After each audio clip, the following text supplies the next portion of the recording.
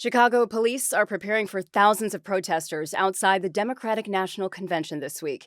And Secretary of State Antony Blinken is pushing for a ceasefire in Gaza during his visit to Israel today. I'm Kristen Wright from NPR News, and here are today's top stories. The Democratic National Convention opens today in Chicago. The Harris-Walz ticket is looking to build on recent momentum. President Biden will give the keynote address tonight. Chicago police, meanwhile, are preparing for thousands of protesters. NPR's Martin Kosti says there's already tension over the official protest route. The coalition to march on the DNC represents a variety of causes, but primarily an end to U.S. support for Israel.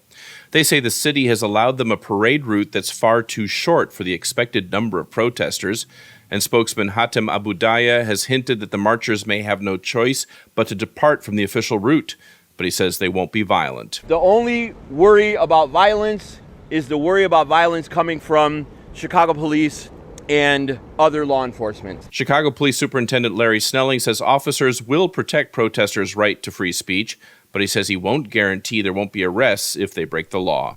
Martin Kosti, NPR News. The Democratic Party is putting an emphasis on reaching voters online. For the first time, vertical streams of the convention will be available on TikTok, Instagram, and YouTube, as NPR's Elena Moore reports now. The Democratic National Convention Committee says the party's programming will be streamed on over a dozen platforms. The goal, according to the committee, is to reach, quote, more Americans than ever before. But having vertical streams on TikTok, Instagram, and YouTube for the first time has an added weight. It's a prime spot to reach younger voters who may not otherwise tune in. And that's a voting bloc that handily backed President Biden in 2020, and that Vice President Harris needs in her camp again. Elena Moore, NPR News, Chicago. Former President Donald Trump and running mate Senator J.D. Vance are spending the week campaigning in several key states, including Pennsylvania, Michigan, and Wisconsin. Secretary of State Antony Blinken calls right now a decisive moment for the war in Gaza. NPR's Michelle Kellerman reports he's in Israel trying to push for a ceasefire and a hostage deal.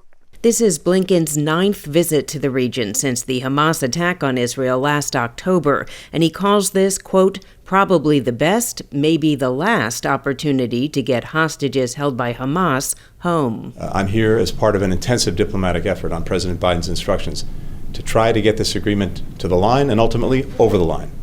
It is time for it to get done. The U.S., along with Egypt and Qatar, put proposals on the table last week to bridge differences between Israel and Hamas over a ceasefire and a hostage deal. Blinken is urging all sides to avoid an escalation and focus on diplomacy. Michelle Kellerman, NPR News, Tel Aviv. This is NPR News.